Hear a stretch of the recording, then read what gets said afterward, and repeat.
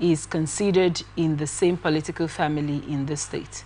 Chief Ferdinand Alabrabra, who disclosed this on the political crisis in the state, adding that nothing now stands in the way of the speaker and therefore called on the governor of Rivers State to know that the Supreme Court has spoken unequivocally on all the matters and her people on crisis in the state while awaiting the final verdict of the Apex Court.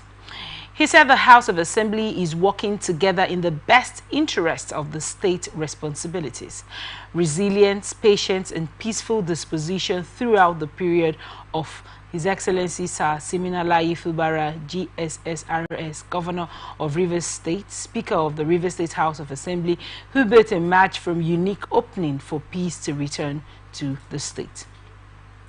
The Elders Council gave God Almighty all the glory for granting Rivers State this on the well-rounded pronouncement of the Supreme Court of Nigeria and further commends the people of the state for their necessary steps in conformity with the constitutional provisions. Tragedy struck along the Benin-Auchi highway after 12 passengers were burnt to death in a fatal collision between a Toyota Hiace bus and a truck.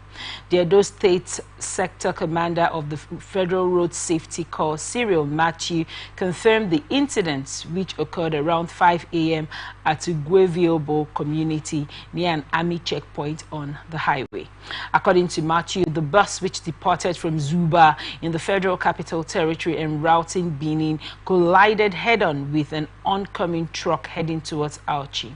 Following the impact, the bus was engulfed in flames, making it impossible to rescue any of the victims, adding that the driver fatigue might have been a contributing factor as the driver could have dozed off behind the wheel, leading to the tragic accident. Matthew said the FROAC officials were able to identify the deceased through the vehicle's passengers manifest and had since contacted their families.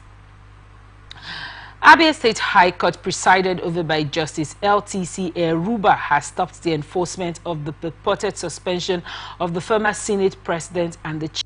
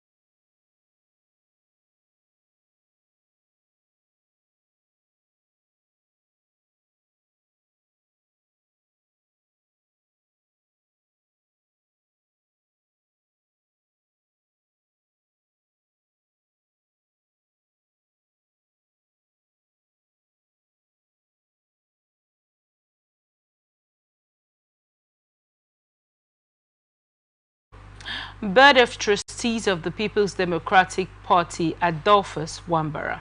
A court order by Justice Eruba restrained Abia PDP leadership led by Elder Abraham Ama from enforcing the said suspension, while Wambara had in his suit dragged Ama before the court seeking an order restraining from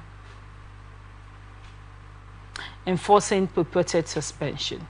This is coming after Ama, a former vice chairman of the PDP Abia North, had a few weeks ago in Umahia announced the suspension of Wambara, accusing the former Senate president of engaging in anti-party activities.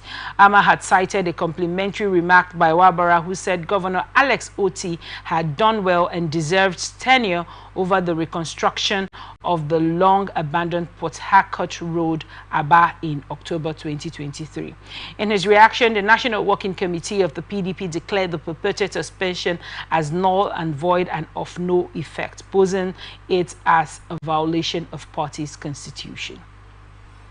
Anambra State Police Command has arrested 5 suspects linked to crimes such as kidnapping, armed robbery, and unlawful possession of firearms. A statement on Sunday by the spokesman for the command, SP Tochukwu Ikenga, said the suspects were apprehended in separate operations with a locally made Beretta pistol and a suspected stolen vehicle that has been recovered during the operations. Ikenga attributed the arrest to the ongoing security operational review and safety measures implemented by the Commissioner of Police CP Ikioye Orutugu, which he said are beginning to expose the undesirable elements in the state. Ikenga further assured that all suspects will be charged in court upon the conclusion of investigations. David Umahi, Federal University Health Sciences, Uburu, in the Ohazara local government area of Ebonyi State, has sanctioned 14 students of the institution for alleged examination misconduct, stealing, and poor academic performance. The Vice Chancellor of the university, Professor J.C. Neke, disclosed this at the institution's premises during the 4th matriculation ceremony of the university, adding that 2 students were expelled for examination misconduct, 3 received a 1-year suspension for stealing, and 5 received a 1-year semester suspension for the same offense. Nweke also said 3 were withdrawn for poor academic performance and urged the students of the university to focus solely on their studies and avoid any acts that can affect their stay in the school, warning that the university has zero tolerance for anti-social behaviors. The Vice Chancellor further said the university, which started with 26 students in 2021, has experienced an unprecedented increase in student population and now has 2,496 students, adding that 990 students are usually admitted in the university this year. Lagos State government has taken a bold step towards cleaner energy adoption with the launch of a mobile refuel unit under the presidential CNG initiative in partnership with Portland Gas Limited. The initiative marks a major milestone in the state's commitment to sustainable transportation and reducing carbon emissions. Governor Babajide Sanwo-Olu of Lagos State, represented by the Managing Director of Lagos Metropolitan Area Transport Authority, Abimbola Akinajo, reaffirmed his administration's dedication to a cleaner, safer, and more sustainable Lagos. He said the CNG transition strategy aligns with the state's present agenda and its broader goal of improving air quality, and also commended the Lagos Metropolitan Area Transport Authority for successfully piloting CNG adoption into its fleets. Plans are on the way to introduce at least 2,000 CNG buses, with deployment starting in the 2nd quarter of 2025. He urged government agencies, investors, transport operators, and private sector players to collaborate in making Lagos a national model for sustainable urban mobility, and also lauded the presidential CNG initiative and Portland Gas Limited for their commitments to this energy transition, calling it a strategic move towards a smarter, cleaner, and more prosperous Lagos. Also, the program director of the Presidential Compressed Gas Initiative, Natural Gas Initiative, Michael Oluwagbemi, reaffirmed Nigeria's commitment to transitioning to cleaner and more affordable transportation fuel and called for collaboration between government agencies and private sector players to drive CNG adoption. Osun State chapter of the All Progressive Congress has condemned an alleged attack on Igbedi town in Ogbedore local government area. A statement signed by Kola Olabisi, its director of media and information, alleged that the attack was reportedly led by one of Governor Ademola Adeleke's aide, Oraide Kazim. The APC criticized the alleged involvement of a government official in the incident, saying it is deeply disturbing to see an appointee of the governor brandishing weapons and terrorizing innocent citizens. The party also accused Governor Adeleke's administration of fostering a culture of impunity and questioned the legality of Oraide Kazim's reported use of firearms. The opposition party claimed the incident in Igbedi validated repeated warnings about the rising violence under the current administration. The party further dismissed the state government's plans to investigate the attack as a mere formality, while Governor Ademola Adeleke had ordered an immediate investigation into violent clashes in Igbedi town. A statement by his spokesperson Olawale Rashid assured residents of the town of government's commitment to protecting lives and property, adding that the traditional ruler of Egbedi, Oba Muddin Aziz, has appealed to the federal government for intervention and protection of his people. Operatives of the Ifo Police Division have arrested 6 community leaders and hunters for allegedly attacking and killing herds of cattle belonging to a herder identified as Usman Abubakar. The suspects allegedly attacked the cattle, resulting in 4 cows being killed, butchered, and distributed among them, with 2 cows while 2 cows were found injured and 4 others went missing. The police spokesperson Omolola Oduntola confirmed the incident, said the command was alerted by Usman Abubakar, owner of the herds, and that investigations are currently ongoing. Upon receiving the reports, officers from the Ifo division promptly visited the scene and arrested the suspects. She disclosed that during interrogation, Obasa and Abdullahi admitted witnessing the attack and receiving meat from a hunter named Terry, which has been recovered, and the implicated Bales had earlier reported a case of assault by the herders at the Agbado division, adding that the matter will be investigated by the Ifo divisional police officer.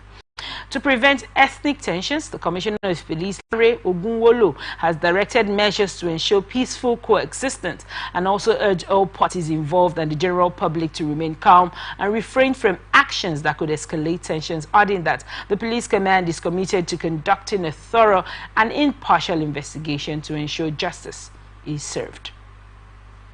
In a bid to solve the perennial flooding and make the areas livable for residents, the Ogun State government has disclosed plans to create more tributaries and outlets for the Ogun River across the wetland borders of Isheri, Kara, Wawa, and Arekpo.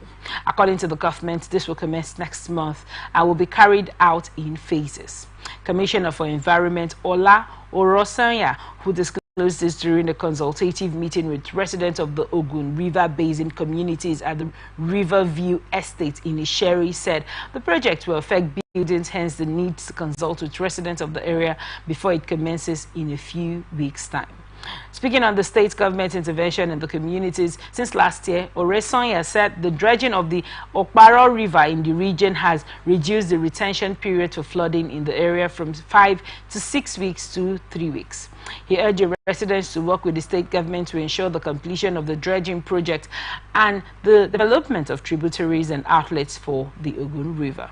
Responding, chairman of the Ogun Lagos River Basin Communities, Olare Wajun Akinde, said the meeting had given them new hope and that they looked forward to the various interventions by the Ogun State government, adding that the Ministry of Environment has proven to be dependable and committed over the years to resolving the area's ongoing flooding issues. National Association of Nigerian Students has raised the alarm over the incessant kidnapping of students of tertiary institutions in the country, calling on the federal government to tackle the menace which has made campuses unsafe for students.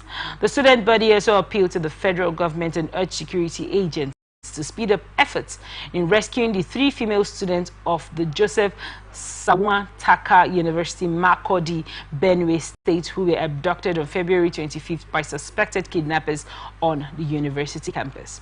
3 female engineering students of Joseph Sawan Taka University, Makurdi, were reported to have been abducted while returning from a night study session within the university premises, while a student of the university who witnessed the abduction had disclosed that the abductors emerged from a nearby bush and kidnapped the students. NAS, however, in a statement by its National Vice President, Intercampus Affairs, Felicia Akimboduns, in Abeokuta, the Ogun State capital, on Sunday, said kidnapping of students off and on the campus has become an ugly trend that must be tackled. Akiboduse expressed worries that campuses of tertiary institutions that used to be the most secure have now become so porous and attractive ground for kidnappers to operate, adding that apart from the psychological and physical trauma the kidnapping of the 3 students would have on them, their parents and guardians would have been in a state of disarray since the ugly incident. The NANS National Vice President charged the management of Joseph Sawan Taka University, Makurdi, to go beyond suspending academic activities and beef up internal security on the campus, especially at night when students engage in study activities. Judiciary Staff Union of Nigeria says it has suspended its proposed strike following an intervention by the Chief Justice of Nigeria, Justice Kudirat Kereke Eko. This is coming after Johnson had on February 12 issued a 7-day ultimatum to the federal government after an emergency meeting held in Abuja. The union demanded the implementation of the new national minimum wage and other benefits, threatening an indefinite strike if their demands were not met. However, following the intervention of the CJN during a meeting held with representatives of the Federal High Court, the Federal Capital Territory High Court, judicial bodies, and the national leadership of JUSO at the union's headquarters in Abuja, the strike has now been suspended. Niger State Police Command has debunked reports claiming that 10 hotel guests were abducted by bandits disguised as operatives of the Economic and Financial Crimes Commission. This is coming after the armed men stormed White Hill Hotel on Shiroro Road, Chachanga Local Government Area, Niger State, posing as EFCC operatives, and also allegedly disabled the hotel CCTV cameras before forcibly taking 10 individuals to an unknown destination. The report also cited an unnamed Assistant Commissioner of Police, State Intelligence Department, stating that investigations were underway to identify the culprit and locate the abducted victims. The ACP was quoted as urging the public to remain vigilant and report any suspicious activities. Niger State Police Command spokesman Wasiu Abiodun dismissed the claim, clarifying that the operation was in fact carried out by EFCC operatives. Meanwhile, the EFCC head of media and publicity, Dele Oyewale, confirmed the arrest of 11 suspected internet fraudsters during the raid, adding that the operation was conducted professionally. Recovered items included 2 vehicles and 13 mobile phones of different brands. Suspected armed bandits have abducted at least 4 students from Paris quarters behind the Federal University, Dostima in Katsina State, Zagazola, Makama. A counter-insurgency expert focused on the Lake Chad region disclosed this on Sunday in a post on his X handle. Makama said the attack occurred at about 2:20 a.m. on Sunday, while the assailants reportedly in large numbers quietly invaded the area and whisked away 4 individuals. Now, according to the reports, the victims have been identified as Wali Kayode, Fahad Mohammed, Emmanuel Sandem unknown, and another yet to be identified person. He also said security sources were ongoing to track down the kidnappers and rescue the victims safely. Jigawa State Police Command has arrested 3 suspects in connection with a case of criminal conspiracy and culpable homicide. The spokesperson for the command, SP Shishu Adam, who disclosed this in a statement issued in Dust, confirmed that the suspects were apprehended in Ilela Town, Sokoto State. SP Shishu Adam confirmed that the case has now been charged to court, assuring that justice would be served. Now, in a separate development, the police arrested 18-year-old Ahmed Habibu for stealing a motorcycle valued at 600,000 naira. The suspect was apprehended on 24th February 2025, and the stolen motorcycle was recovered in his possession. Similarly, the command arrested 30-year-old Miriu Yusuf for attempting to commit culpable homicide. Yusuf allegedly tried to shoot 50-year-old Rama Sule with a locally made pistol, claiming she was responsible for his daughter's illness. The suspect has been transferred to the State Criminal Investigation Department in Dose for further investigation. The police also recovered 2 locally made rifles, 3 live AK-47 rounds, 36,000 naira in cash, and bags of rice from suspected armed robbers in Bariki quarters, Hajea, and commended the officers for their swift response and urged residents to continue supporting security agencies in the fight against crime. Bauchi State Police Command has launched an investigation into the shocking death of a 24-year-old woman allegedly beaten to death by her 50-year-old husband during a domestic dispute over Ramadan meal preparations. According to a statement from the command spokesperson, CSP Ahmed Wakili, the tragic incident occurred on March 1st, 2025 at about 11:30 p.m. in the Fadaman Mada area near Government Girls College, Bauchi. The suspect, Alhaji Nuru Isa, a businessman at the Bauchi Central Market, reportedly attacked his second wife, Wasila Abdullahi, after an argument over fooding and fruits meant for breaking their Ramadan fast. The altercation escalated and Isa struck Wasiu with a cane, causing her to collapse. causing her to collapse and lose consciousness inside their home. She was rushed to Teaching Hospital, where medical personnel confirmed her dead on arrival. The police urge residents to report cases of domestic abuse, stressing that violence within the home is a crime with serious consequences. Sokoto State's renowned Kara market, known for its grain and edible goods, was engulfed in a devastating fire. The blaze rapidly consumed the entire market, reducing numerous grain stores and shops to ashes, while the cause of the fire remains undetermined. Despite efforts by the State Fire Service, the intensity of the flames hindered containment, while shop owners and nearby residents scrambled to evacuate their belongings, fearing the fire could spread further. This incident marks the second fire outbreak at Kara Market in recent weeks. Previously, the grinding section was destroyed by fire, prompting the state government to pledge support for the affected traders.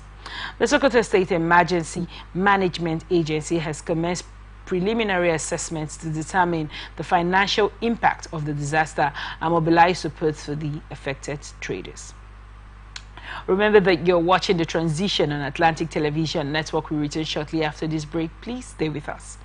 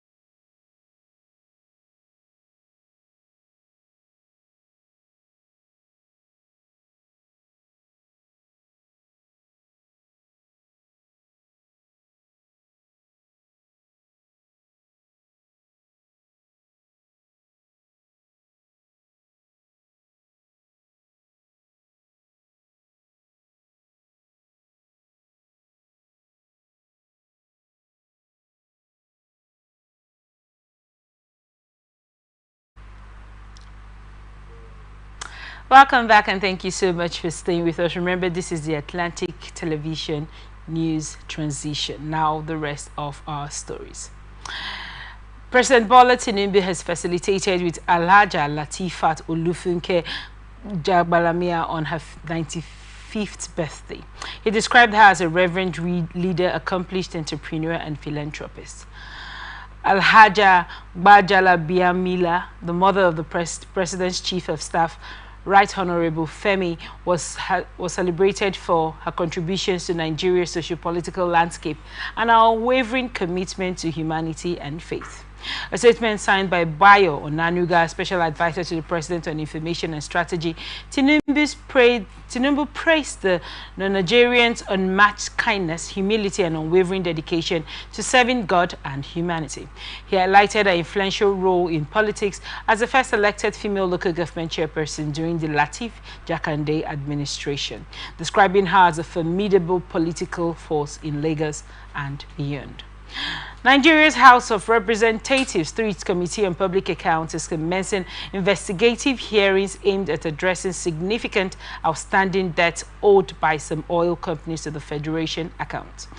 The debt has amounted to 9.4 trillion naira, while House of Representatives spokesperson Aki Rotimi, who disclosed this in a statement on Sunday, said the investigative hearing is in compliance with the committee's constitutional mandate under Section 85, 88, and 89 of the Constitution of the Federal Republic of Nigeria 1999 as amended, as well as Order XX Rule 6 of the House of Representatives Standing Order 11th edition.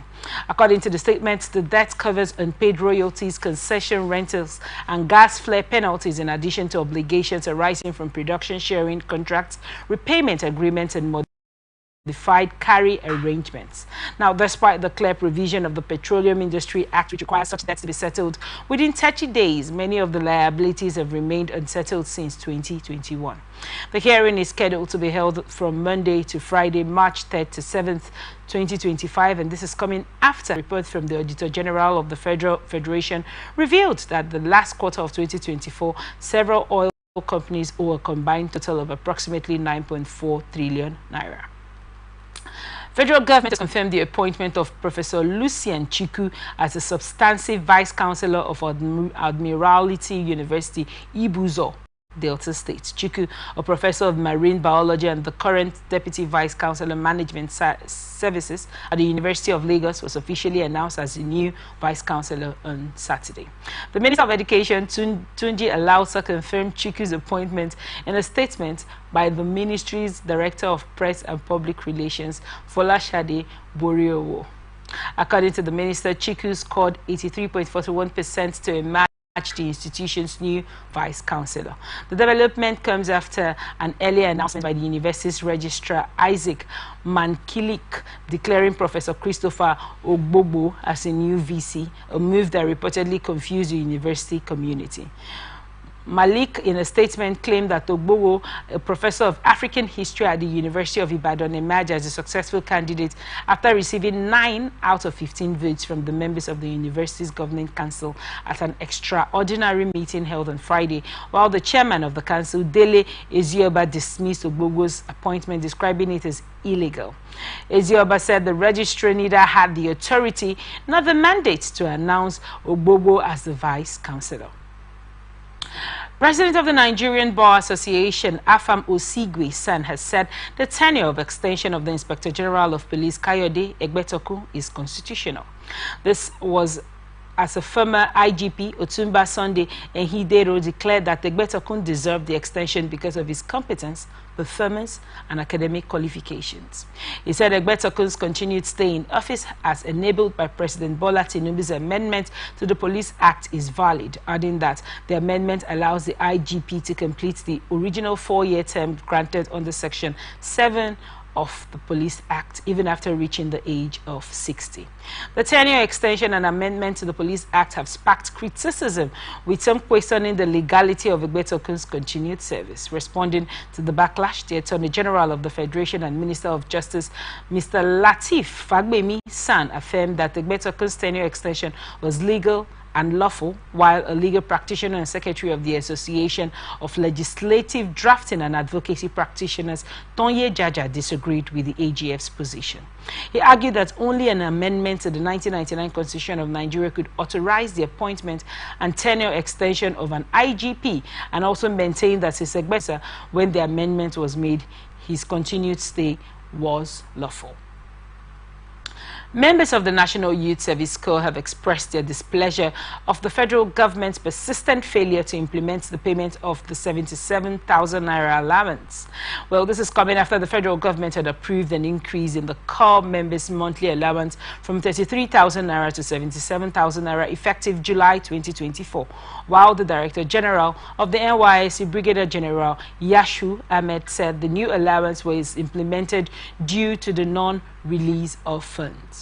The Director of Communications of the NYSC, Caro Embu, neither answered calls nor responded to a text message sent to her when our correspondent reached out for comment on the matter, while the senior official of the NYSC who requested anonymity confirmed that the scheme had yet to commence the 77,000 naira payments.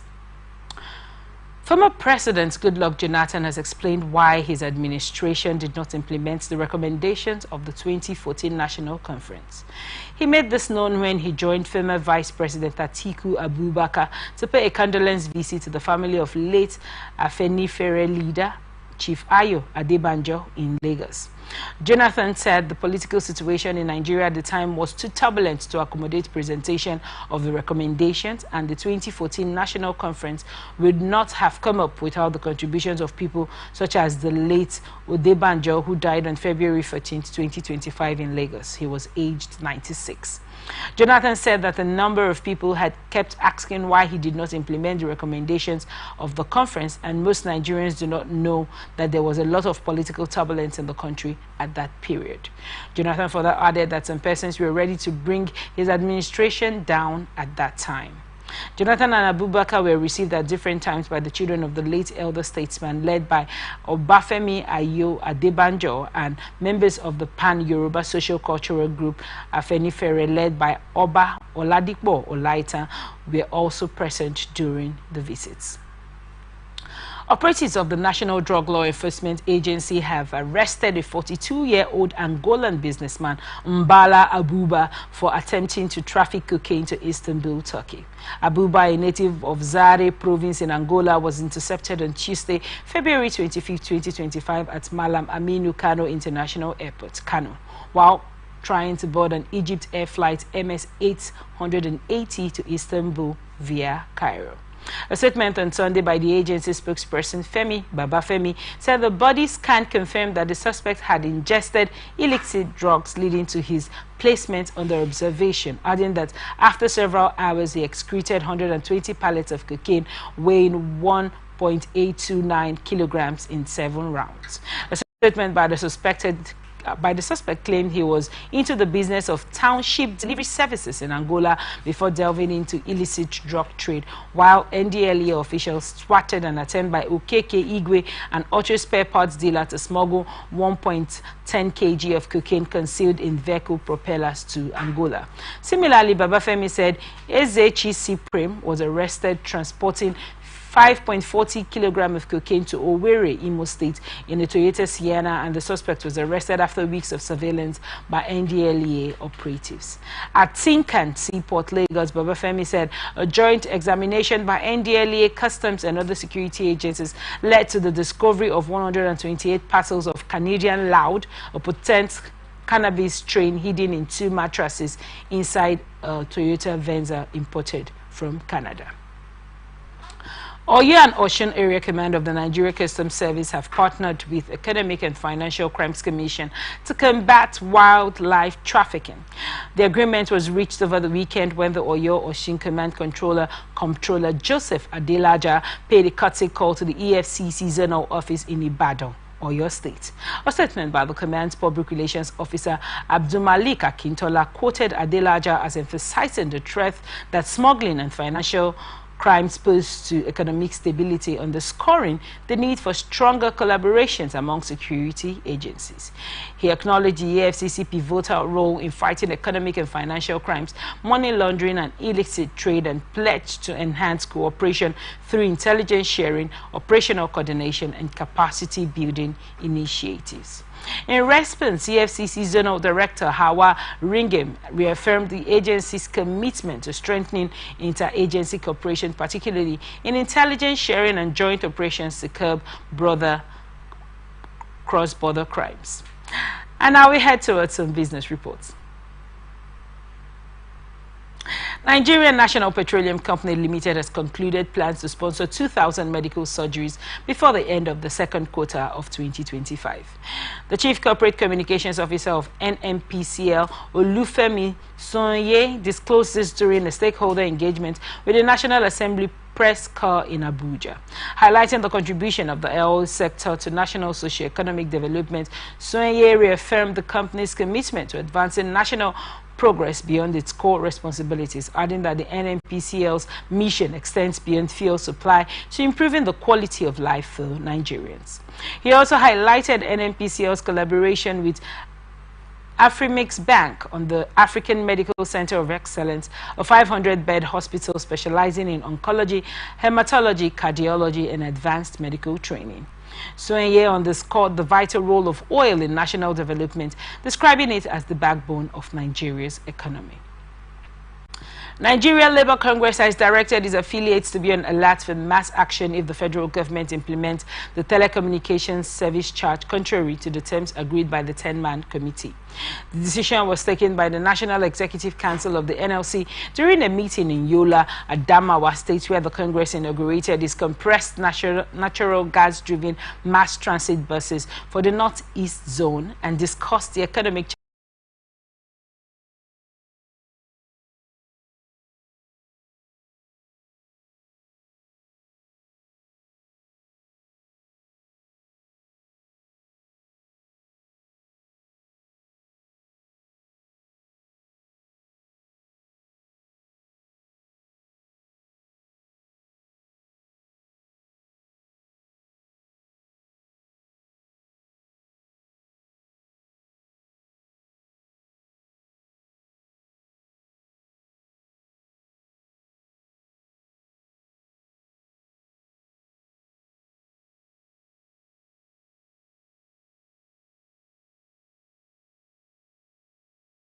improvement, while in reality imposing unjustified extortion on the masses.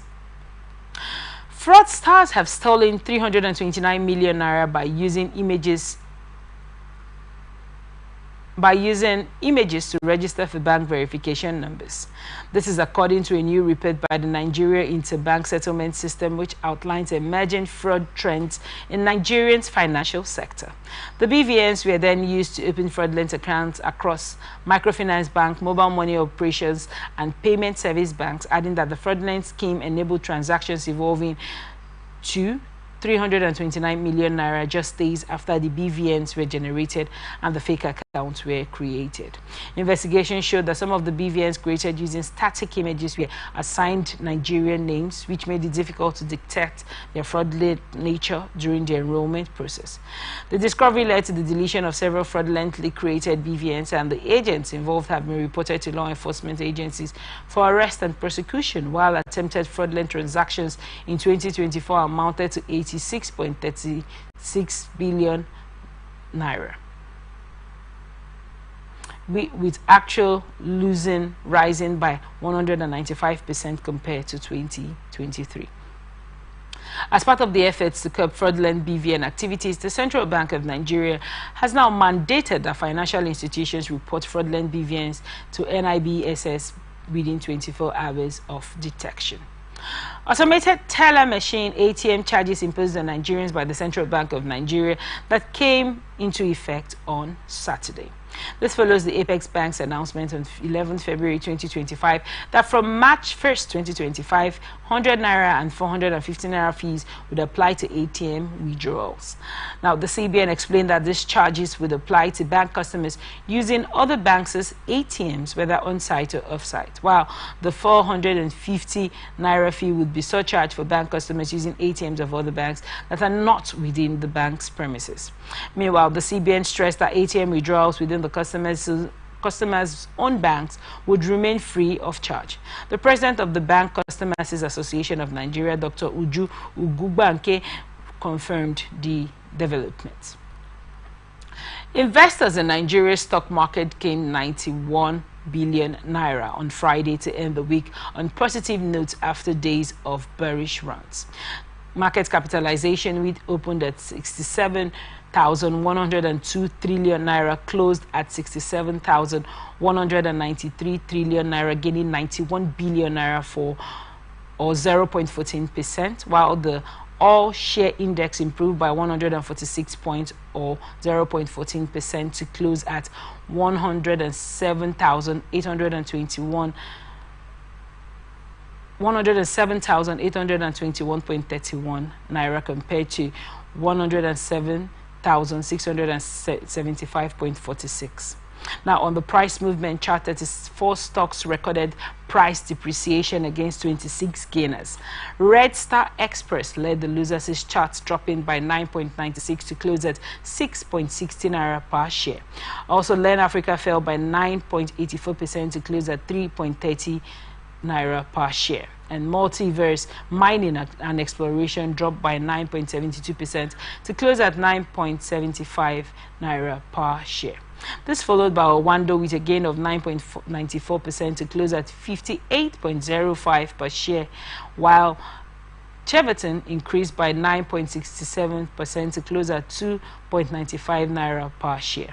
A total of 458.26 million shares worth 14.07 billion naira were exchanged in 12,213 transactions, compared with 423.42 million shares worth 9.57 billion naira exchanged in 11,112 transactions on Thursday.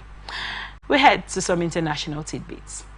33 world leaders have declared support for Ukraine President Volodymyr Zelensky following the tense meeting between him and United States President Donald Trump. The world leaders also condemned Russia's action in Ukraine. Now, this is coming after Zelensky and Trump's meeting at the Oval Office with the U.S. Vice President J.D. Vance, also in attendance, ended in a deadlock. Discussions at the meeting generated heated arguments as the two leaders debated the future of Russia's invasion of Ukraine. Tensions escalated when the leaders clashed over minerals deal that would grant the U.S. extensive access to Ukraine's rare earth resources in exchange for Washington's continued support for Kyiv in its fight against Russia. Zelensky insisted that any agreement must include genuine security guarantees for Ukraine, a demand that Trump resisted. Following the event, leaders from various parts of the world took to social media, issuing statements on their X handles in support of Ukraine and criticizing Russia's continued aggression. Canadian Prime Minister Justin Trudeau condemned Russia for its illegal and unjustified invasion of Ukraine, while French President Emmanuel Macron criticized Russia's actions and defended the sanctions imposed 3 years ago. Similarly, Slovenian President Nataša Musa denounced Russia's aggression and commented on the Oval Office meetings. We head to some sports news. Mateta given 25 stitches after horror head tackle in FA Cup clash. Crystal Palace striker Jean-Philippe Mateta has now been discharged from the hospital following a horrific head high tackle by Millwall goalkeeper Liam Roberts. Mateta was stretched off at Selhurst Park on Saturday during their 3-1 win. Palace has now revealed that the Frenchman had to undergo 25 stitches to a severe laceration to his left ear. An official statement also confirmed that Mateta had normal scans and was feeling well, while referee Michael Oliver had initially shown Roberts a yellow card for the tackle. However, following further consultations on the VAR pitch side monitor, he brandished a straight red card. Former Liverpool defender Jamie Carragher has defended his claim that the African Cup of Nations AFCON is inferior to other competitions. The former defender has come under heavy criticism over the last week following his comments about the competition. While airing his views on why Liverpool's Mohamed Salah might not be picked as the Ballon d'Or winner this year, Carragher said playing for Egypt may be a major factor since the country does not play in a major continental competition. The Egyptian forward has enjoyed a truly blistering run of form this season. When speaking about the winger, Carragher urged that Salah's playing for Egypt in AFCON posed a problem as it was not a major tournament as such. There has been a lot of backlash after the comment, leading to Jamie Carragher's response on social media, insisting that AFCON could not be compared to the World Cup, European Championship or the Championship League. We head to some entertainment reports.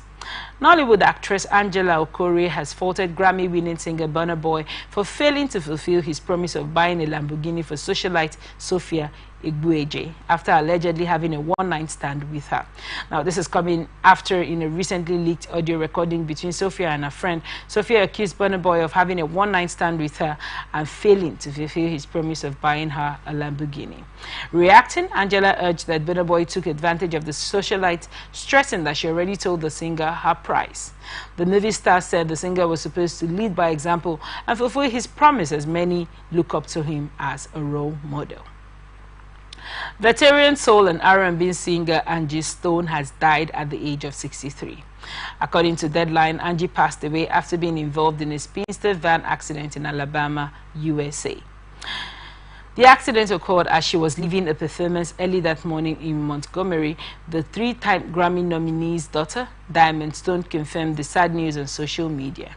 Angie Stone's representative, Deborah Aru Champagne, also confirmed her passing after Angie rose to fame as a member of The Sequence, the first all-female group signed to Sugar Hill Records. And that's the size of our package. Thank you so much for watching.